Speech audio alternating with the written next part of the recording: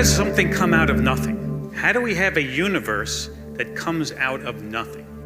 Astronomers believe there are 2 trillion galaxies in the observable universe. Scientists are still trying to figure out how all of this arose, seemingly out of nothing. Well, it turns out if you apply quantum mechanics to gravity, then in fact space itself becomes dynamical, and universes, spaces themselves and time can pop into existence where there was none before. So you can create whole universes where there was no universe before. And indeed, in that way, you might imagine creating a universe from literally nothing. Whole universes from literally nothing, out of existence. Out of nothing. Whole universes, nothing. Wait, our universe popped into existence from literally nothing? There is no cause for all of this? So, straight up nothing. No matter, no creator, then poof, the universe? That's actually the story some atheist scientists are peddling right now. Sounds pretty desperate to me. Stephen Meyer, a philosopher of science and best-selling author, explains how atheists got backed into this corner. It was generally assumed by most physicists prior to the 1920s and 30s that the universe was eternal and therefore self-existent, that it had always been here and really didn't require an explanation. There was one physicist said an infinitely old universe would relieve us of the necessity of explaining the origin of the universe at any finite time in the past. But then, the idea of an eternal universe was challenged by a pair of surprising discoveries. First, it became clear that almost all the galaxies in the universe are moving away from us. Then it got weirder. 2 guys figured out that generally the farther a galaxy is from us, the faster it's moving away. One was a Belgian physicist and Catholic priest, Georges Lemaitre. The second was American astronomer Edwin Hubble. Drawing on Albert Einstein's general theory of relativity, they then realized that space itself is expanding. Physicist Brian Miller explains why. Let me use an analogy. If you have a balloon and you imagine putting dots on that balloon to represent galaxies, and then that balloon inflates, what happens is all the dots move away from each other. And dots that are further apart will move away from each other even faster. And that's exactly the sort of evidence we see in our universe. This discovery suggests that if you reverse time, like a movie running backward, then all the galaxies would draw back together to a single point, which led to a conclusion that some scientists didn't really want to face. The universe has been expanding from a finite beginning point, where not only matter and energy, but time and space itself began. Today, scientists call this first moment of the universe the Big Bang. It all started with the Big Bang. The Big Bang theory means the universe is not eternal after all. It has a beginning. Even more radical, the Big Bang implies that the cause of the universe must be something non-material. The Big Bang shows that all of time, matter, space, and energy started at a single moment in the past. Therefore, whatever started it has to be outside of time and space. You can't posit a materialistic explanation because there's no matter there before the beginning to do the causing. Many scientists initially resisted the Big Bang, including Einstein, whose theory partly inspired the idea. He really didn't want at that point in his career to think about the beginning of the universe because he didn't want to think about what would be necessary to explain the origin of the universe if we're talking about all of matter, all of energy, all of space and time.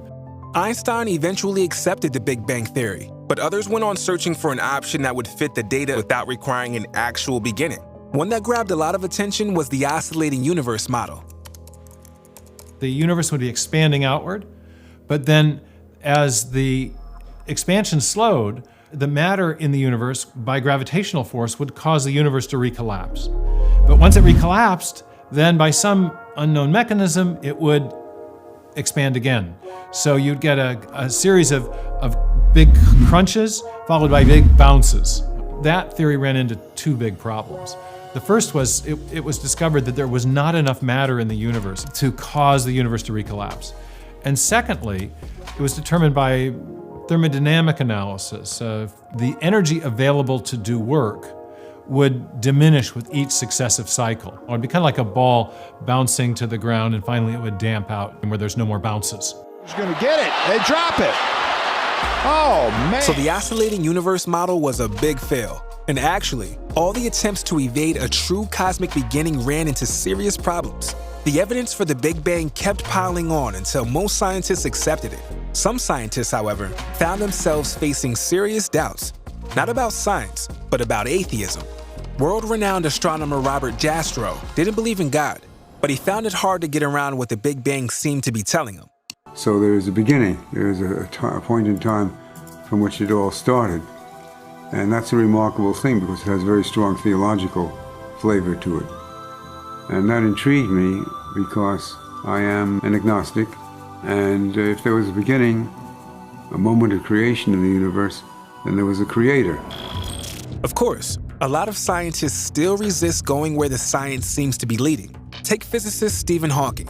Before his death, he proposed a new argument against the need for a cosmic creator. Because there is a law such as gravity, the universe can and will create itself from nothing. Now, when I first read that, I was staggered because it's self-contradictory to start with. Because there is a law of gravity, because there is something, the universe can create itself from nothing. That's a flat contradiction. And then to say the universe can create itself, that's logical nonsense. If I say that X creates Y, roughly speaking, I'm saying if you've got X, you may in the end get Y. But if I say X creates X, then that simply proves to me that nonsense remains nonsense even if high-powered scientists say it. Well, what about physicist Lawrence Krauss and his something from nothing idea? Imagine creating a universe from literally nothing. You keep using the word. I don't think it means what you think it means. Because how they get a universe from nothing is by redefining nothing. Krauss's nothing is actually something, a set of laws and mathematical equations. That's the first problem. Meyer explains the second problem. Krauss's nothing involves the equations of quantum physics. And equations are mathematical entities. And mathematical entities are abstract concepts, always exist in minds. So his nothing seems to imply the need for a pre-existing mind.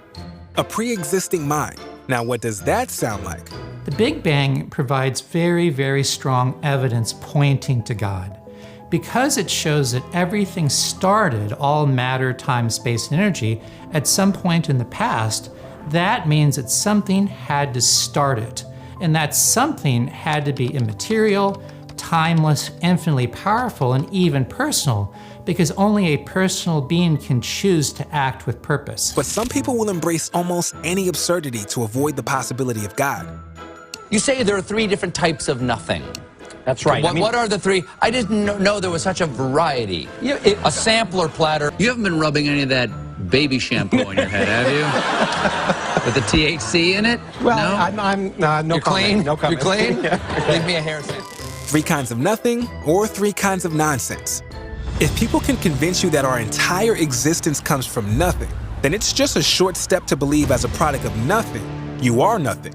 That all the things you see, touch, taste, smell, think, and feel mean nothing because they came from nothing, were caused by nothing, and serve nothing. But if you and the universe were created by someone, a grand creative genius, the maker of matter, energy, space, and time, then you were made for a reason. Your existence means something. You are here for a purpose. For those willing to open their eyes, that's the amazing reality science is revealing. We are not materialists. We see the human soul. We experience love. We live with purpose. We fight for justice. We are the quiet majority, and we will be quiet no longer.